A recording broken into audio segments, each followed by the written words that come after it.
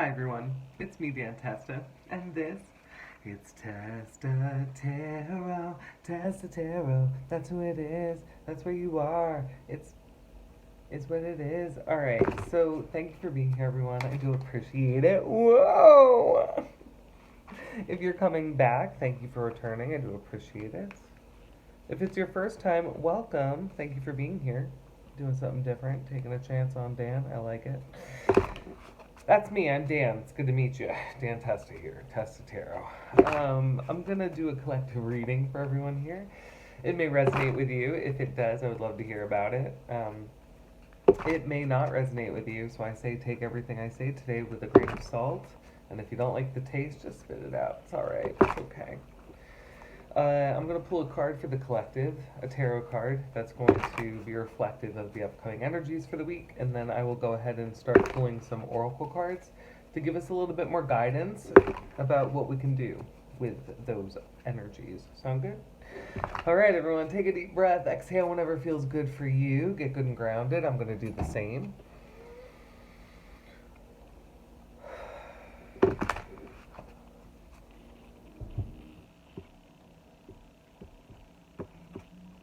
All right, we got the Three of Cups. We did get it in reverse. Let's talk about that.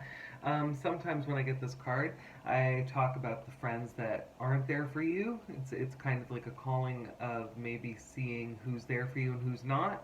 Could also be feeling like you're doing more of the emotional labor in a relationship if it is a friend group, or sometimes it can just be people not getting along or seeing eye to eye. I sometimes see this as a bachelorette party gone awry, perhaps. You know, people people forget who the party is for, and then they start taking things personally, and then we start attacking each other, and it can just be a little bit of a hard time with our girlies and boysies. Gender schmender. These are just people. But the messages on the card are family, friends, joy, abundance, joy, friends, family, and yeah, maybe feeling disconnected from that. That's really all this could mean. Just feeling a disconnection from family at this time. And that could also mean maybe you've been isolating yourself from family and friends. Maybe that can be the feeling as well. To dig a little deeper, I'm going to pull from the Sacred Symbols deck. What can help us in this time of possibly, this possibly emotionally uneasy time? What can help us with that?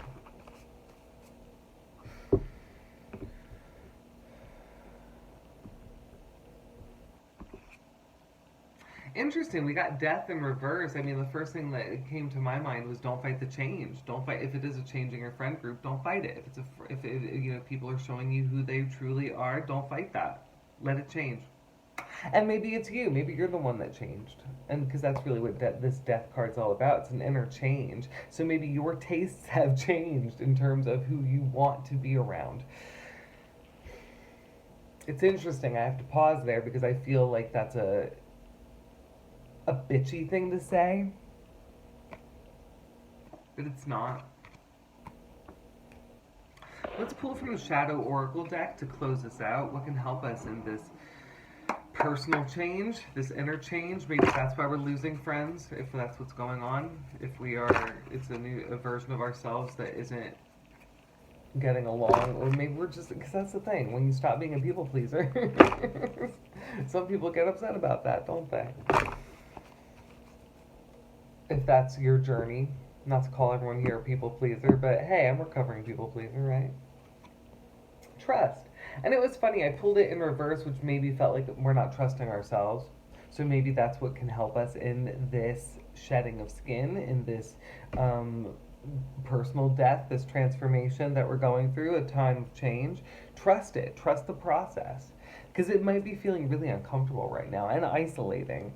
So then, even more so, lean into that inner trust. I would like to read from the book on this, just to get a little bit more info. But yeah, this feels like The word of faith also felt very interchangeable with this word trust. It feels very much like we're being asked to have faith in ourselves, in this trust of ourselves. Kind of like we're having to build trust in ourselves day by day by like treating it. I um I like that idea of keeping one promise to yourself every day if you're having a hard time keeping promises to yourself. Something small, possibly, a habit you're trying to change, something like that. Let's see. Trust.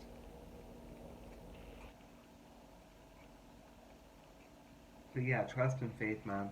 This card indicates a time where letting go of your human thinking and having faith will serve you. People can confuse surrender and trust, lumping them into the same idea. However, these are different things and require different parts of us. Surrendering often feels darker and like you're submerged, unable to see the light at the end of the tunnel. Its lesson is a teaching in rebirth.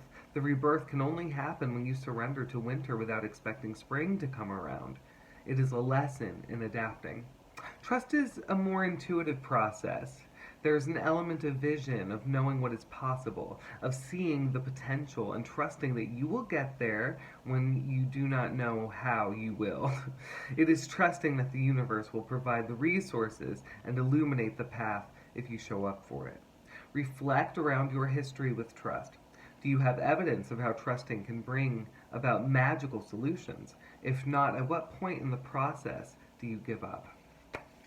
All right, everyone, that's your homework. Do a little bit of self-analyzation around trust and our relationship with it, okay? If you would like a personal reading, please reach out to me at dantestataro@gmail.com. You can also personally vet me yourself by going to testataro.com and check out my website. Read about me. Come see about me. Thank you for being here, everyone. I do appreciate it. Please take care of yourselves and then go ahead and take care of each other. Have a great week, everyone. Bye.